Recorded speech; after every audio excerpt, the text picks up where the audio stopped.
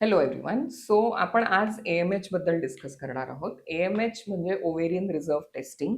कोणामध्ये करायला पाहिजे, कधी करायला पाहिजे आणि ह्याच्याने आपल्याला काय इन्फॉर्मेशन मिळते. सो सगळ्यात महत्त्वाचं म्हणजे कोणी करावं. सो जर का एखादं कपल प्रेग्नन्सी प्लॅन करू इच्छित आहे किंवा त्यांना प्रेग्नन्सी थोडीशी डिले करायची आहे, तर हा प्रश्न असतो की आपल्याकडे किती वेळ आहे अजून. सो AMH ही व्हॅल्यू आपल्याला साधारणतः थोडीफार इन्फॉर्मेशन देते along with a pelvic scan and along with your history, diagnosis, gynaec consultation ह्या सगळ्या एक पूर्ण एक त्याचं पॅनल असतं. पण AMH व्हॅल्यू ही सुरुवात असते. प्रत्येक गायनेकोलॉजिस्ट AMHचा एक सपोर्ट घेऊन तुम्हाला काउन्सिल नेहमी करेल, की आपल्याकडे किती वेळ आहे, आपण किती वेळ घेऊ शकतो प्रेग्नन्सी प्लॅन करण्यासाठी आणि आपल्याला कुठल्या मेथडने प्रेग्नन्सी प्लॅन करायला पाहिजे. जर का AMHची व्हॅल्यू थोडी चांगली असेल, तर मग आपण नॅचरली ट्राय करू शकतो. पण थोडीशी जर का कमी असेल, तर कुठल्या पद्धतीचा सहारा घ्यायचा किंवा कुठली पद्धत वापरायची, हे आपल्याला थोडीशी इन्फॉर्मेशन मिळते. सो AMH म्हणजे नक्की काय असतं? हा खूप लोकांच्या मनामध्ये हा एक प्रश्न पडतो. सो AMH म्हणजे आपल्या गर्भाशयाच्या बाजूला असणाऱ्या ज्या 2 ओव्हरीज असतात, त्याच्यामध्ये जे प्रीमॅच्युअर फॉलिकल्स असतात, त्याला आपण अँट्रल फॉलिकल्सही म्हणतो. त्याच्यातून सिक्रीट होणारा एक हार्मोन म्हणजे AMH असतो. सो AMH हा जो टेस्ट असतो, तो आपण वयाच्या कुठल्याही स्टेजला करू.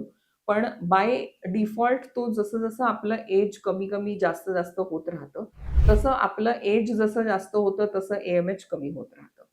सो हे खूप महत्त्वाची गोष्ट आपल्याला लक्षात घ्यायची आहे, की AMHच्या व्हॅल्यूसाठी आपण कुठलीच ट्रीटमेंट घेऊ शकत नाही. खूप लोकांचं असं एक डाउट असतो, की जर का माझी AMHची व्हॅल्यू कमी आहे, तर मी कुठली ट्रीटमेंट घ्यायला पाहिजे ज्याच्याने माझी AMHची व्हॅल्यू वाढेल. सो AMHची व्हॅल्यू जी असते, ही खूप फिक्स्ड असते. ती आपण जेव्हा आपल्या आईच्या पोटात असतो तेव्हाच ती डिसाईड झालेली असते आणि लेटर ऑन AMHची व्हॅल्यू खूप ह्याच्यावरती पण अवलंबून असते, की आपला स्ट्रेस फॅक्टर काय आहे, एन्व्हायर्नमेंटल फॅक्टर्स काय आहे. आपण कधी ओव्ह्युलेशन इंडक्शन घेतलेलं आहे का? आपली काही IVF सायकल झालेली आहे का? अशा लोकांमध्ये AMH जनरली थोडंसं कमी असतं.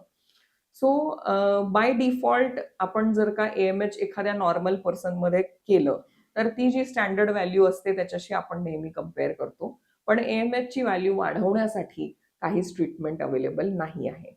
सो AMHची व्हॅल्यू या वयामध्ये, या स्टेजला आपली जी आहे त्याच्याने हे आपण डिसाईड करू शकतो, की आपल्याला पुढे प्रेग्नन्सी कन्सीव्ह करण्यासाठी कुठली पद्धत वापरायला हवी. प्रत्येकाचं वेगळं ओपिनियन असतं. But definitely if you are planning for a pregnancy or if you are not planning a pregnancy in the current stage and if you want to plan a pregnancy in the future and if you want to know की आपल्याकडे किती वेळ बाकी आहे किंवा आपण किती वेळ घेऊ शकतो रादर प्लॅन करण्यासाठी. So please visit your gynaecologist as soon as possible.